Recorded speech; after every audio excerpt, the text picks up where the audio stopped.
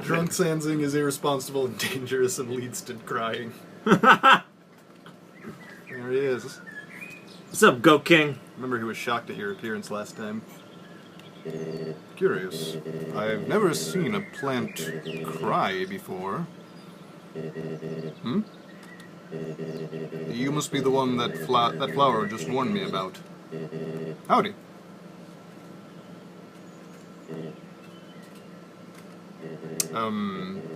What kind of monster are you? He doesn't even see you as human. Sorry, I cannot tell. Well, we can always... Now. There's no need to fight. Why not settle this over a nice cup of tea? No. Toriel. Yeah, except you had to be the one to kill Toriel. This just happened. Why, you...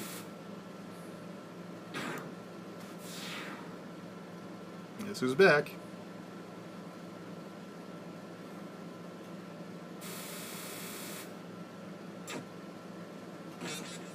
See? I never betrayed you. It was all a trick, see? I was waiting to kill him for you. After all, it's me, your best friend. I'm helpful. I can be useful to you. I promise I won't get in your way. I can help. I can... He looks more like the goat version of himself. That's interesting. Please don't kill me.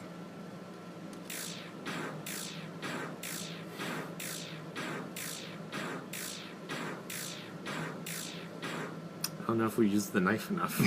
Jeez. You used knife. It was super effective. Greetings. I am Juan. Thank you. Your power awakened me from death. Juan, you look fucked up. I know, right? My human soul. My determination. Well, this is a fun Sephiroth theme we've got going here. Yeah. It's scary. They were not mine, but yours. At first, I was so confused. Our plan had failed, hadn't it? Why was I brought back to life? You, with your guidance, I realized the purpose of my reincarnation. Power. Unlimited power! Together, we eradicated the enemy and became strong. HP, attack, defense, gold, EXP, love. Every time a number increases, that feeling, that's me. It was me! Juan! It was me all along! Now, we've reached the absolute. There is nothing left for us here. Let us erase this pointless world and move on to the next. What are you gonna do? You can choose do not. I don't really understand what the choice is, because we got too meta. Do you want to erase the world or not? But what are we referring to when we say the world? This world. Isn't the Trump button that's gonna nuke everything. Is it the save file? Is it the underground? Is it the larger world established in Undertale? So what does do not erase do? Not. Why don't you hit it? Well, no, because this is a genocide run. That's true. So is erasing killing everyone, or is it basically what we did at the end of the past? Could just be a reset. Could choose do not. Yeah, we saved after Sand, so, you know. Oh, yeah, that's true. I'm genuinely just trying to figure out which one is the genocide one. It's not a question of which one I want to do that I'm trying to figure out. Yeah. It's a question of I genuinely don't know which one is in keeping with everything that we've done up to this point. Well, it's your determination, so... I guess I'm gonna go with the race. It's up to you. Right. What I really wanted to do was the one where we just stab that little... You are a great partner.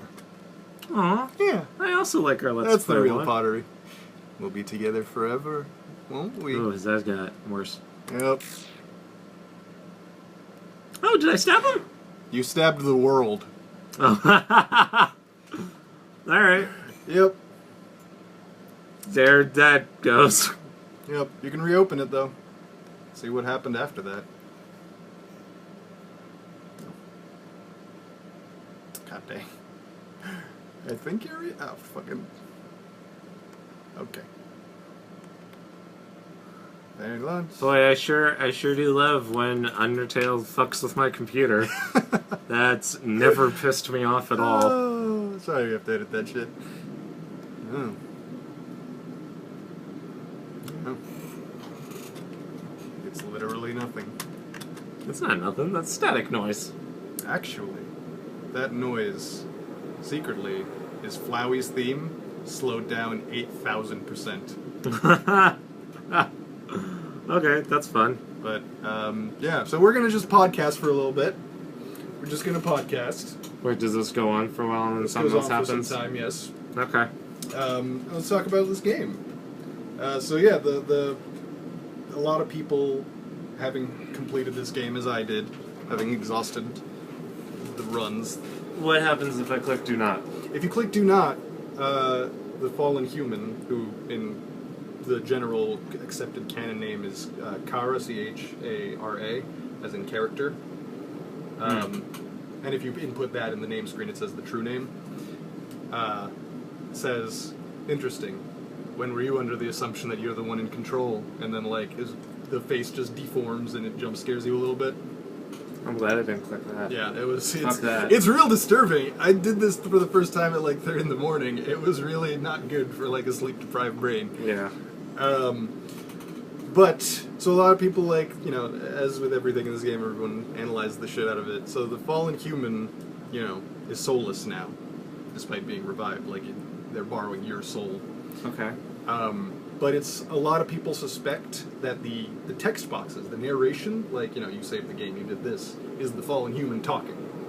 Because there are a few smoking gun type of things, like the Froggets, right? You can understand the Frogget because the fallen human, Chara, lived among the monsters for a while and knows the Frogget language. But when you compliment the Froggets, they don't understand you. And another thing is that, like, when you are role-playing the date with Undyne with Alphys, whatever Alphys says, like, you can choose, like, and then Undyne kisses you, or something like that. Right. And the speech style is very different from the rest of the text boxes. Not to mention that, you know, when you're in this genocide run, the text turns red, and when you look in a mirror, it says, it's me. Right. As opposed to it's you. So, that's the idea. And that leads to a few other implications, like, during the Asgore fight, right? Like, you can't do anything, like, you can't think of anything to say, because the fallen human knows Asgore was their dad, and is, like, unable to face him. It's a little bit of that. And what else? What else about Chara? Super determined, you know? Chara's the embodiment of stat grinding, getting all them numbers up. They just love numbers, I guess. Yeah, I like that show too. It was pretty good. It had someone on it, I assume. I didn't watch it and I know nothing about it except the premise. It had one of my favorite actors whose name is escaping me right now on it. Right. But he also he was a child actor originally and grew up to be, I mean, he had like syndicated television shows, so he did okay. Right. But one of the first roles that he was famous for was the head elf in the first Santa Claus movie. Oh, the like shit. super sarcastic one. Yeah. But he's just like super Jewish, and all of his other roles, and kind of that role too, really highlight his Jewishness. Like he has like nice Jewy curls, right? And the Santa Claus, but he's fucking the head elf for Santa Claus. Yeah.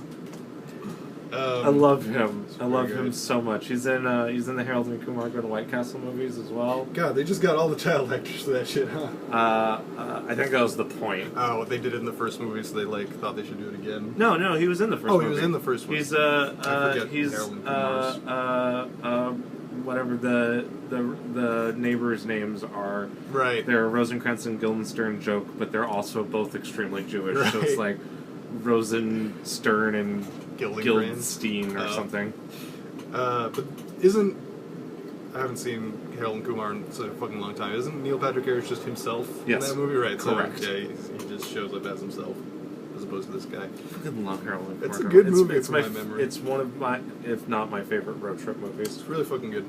And it's one of the only movies I can think of that answered the question, why not John Cho, with, indeed, why not? Let's just do that. Yeah. Oh, another thing about Kara, the fallen human.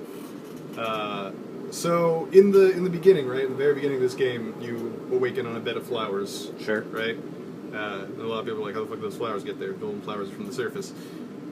So we learn in the pacifist run that the seeds got stuck. The seeds are very sticky, and Azrael picked them up, coming back from the human world, or from the surface, I guess, from the humans. And then Toriel brought Kara's corpse back to the ruins and buried it there, where presumably, because they're so sticky, Kara's body also had seeds on them, so the flowers grew there as well. Sure. And so you land there where Kara's buried, and that's presumably how you two get locked. And then there's that moment in the end of the pacifist run where you need to save one last person, and you save Azrael. Because with the other fallen souls, or the lost souls you're using, your memories with them, you're like saying, oh, Undyne, let's cook some spaghetti together, you're doing like the fake hit. But with Azrael, you don't have any memories of Azrael because you never met him, but Kara did. And so you show him that, or Kara shows him that memory of when they first met and he fell down. And it's like, oh. The whole thing is that, like, at the end of a pacifist run, both of these two dead children can, like, finally pass on and finally be at peace in a little bit of a way. Because Azrael doesn't get to come back to life for reals, but, like, nobody remembers that he was ever Flowey. Nobody knows that he did such horrible things. His memory gets preserved. As opposed to here, where we just fucking killed him. It's a weirdly, it's a really pessimistic take on that same Groundhog's Day comparison that I made, what is now must be at least a few episodes ago, of Groundhog's Day, where, like, the point of that movie is also that he gives up hope. Yeah. But in that instead, version, giving up hope means he's just being the best guy that he can be, because why would he be anything else? Whereas in here, it's, so then I started killing everyone, because why the fuck not? But it's Groundhog's Day would be so much darker, right? If it became Bill Murray, if even if it wasn't the end, but just somewhere in the middle. If that montage of him killing himself also was either replaced or supplanted by him, like, well, because he does. Wait, no, he kills the groundhog. He blows up with the groundhog. I think he just goes to jail with the drunk people, right? Because he's playing chicken with the train because he doesn't think it matters. Right. But he pulls off at the last second. I don't think he kills them. But what if there was an additional montage in Groundhog's Day of him just being like, how many people can I kill before the day ends? Yeah, it'd be really shitty if, like, when he kills so many people, the spell wears off, and he's just like, shit! Right. So it was either True Love's Kiss, or if you just fucking kill a million people, then you also get either out. True pacifist or genocide, yes. I'm glad that's not what Groundhog's Day was. Yes, me too. It was a good movie. But, yeah. A landmark movie that is continuing to age well. That's true. Unlike Terminator. Unlike Terminator. The thing about Flowey, right, is that, and I'm sure you picked up on this, but, like, in the pacifist run he says, like, this is all a game, and it's kind of like he's breaking the fourth wall, but he's actually not, as we learn in the Genocide Run. It's just that because he sees everyone as just executable code, like, you give someone something and they respond a very specific way, like, they have become a game to him, Which is what happens in, like, it's why people kill their Sims families. Where after a certain point, it's like, alright, fuck it, let's just see what happens. Sure. It's that sort of, like, super narrative. I guess a meta-narrative. How long does this take? How long have we been going? I think we should be close-ish to the end. Alright, fingers crossed, fingers crossed. Yeah, it shouldn't be too bad. Right on. Oh, I have a magic 8-ball. We could ask the magic 8-ball. That's true. Are we almost there? Oh, look good! Hey! Hell yeah! Pretty good, right? Dusty. It's dusty as shit. So, Is it because I killed a bunch of monsters? Yeah. So on any run, after any run where you've killed Papyrus, and you don't do a true reset, when you go to when you talk to Sans right before the battle, he's like, "Here's some advice for fighting my brother. Don't. Capiche?" Oh, there we go. Interesting. Interesting. You want to go back. You want to go back to the world you destroyed. It was you who pushed everything to its edge. It was you who led the world to its destruction. But you cannot accept it. You think you are above consequences. Yeah, no, I am. I'm a Exactly. player. Well, I'll wait for a little bit longer. Cool. Cool. Just a little bit longer. Oh, Perhaps. that wasn't that long. You were kind of setting it up like we were going to have another long conversation. We can reach a compromise. You still have something I want. Give it to me. And I will bring this world back. So, Karis is talking right now? Yeah, Kara. Kara. It's not D&D. What am I giving? Do we know? Find out. Alright. Then it is agreed. This contract is sealed. You will give me your soul. Oh, shit! Yeah, alright. Then it is done. And if you open it, you don't have to open it again. If you open it, it's like a true reset. Everything will be back to normal. But at the end of a pacifist run, depending on which ending you choose, something is different. If you choose the Toriel ending, where you go with Toriel at the end, after she brings you the pie in bed, Kara wakes up in your place with glowing red eyes, and you hear a slowed down version of Flowey's laugh. And if you choose the other ending, where you just leave, the picture that you get of you with all your friends is replaced with Kara with all your friends, and red X's over all of them. Oh, so even on a pacifist run, now Kara's gonna go kill we everyone. have tainted our file forever, because we're not above consequences. But you can still reset it in the game code. You can yeah, there's a bit of code where you can just, there's like a file that it adds to the folder that you can just delete. But it's like one of those things where it's like as close as a game can get without like damaging your property. Right, yeah. It's like, That's fucked up. yeah, that's it. That's the sour little dour ending that we end Undertale on, everybody. Dark. Thanks for Fucking watching. dark. That's the Genocide Run. We had a bad time. Been over a year. That's right. And it's just about a little bit past Undertale's year anniversary. Oh man. We're finishing this. Good night, everybody. See you in KOTOR. Hi, my name is Brent. I'm here to not kill everyone. Oh.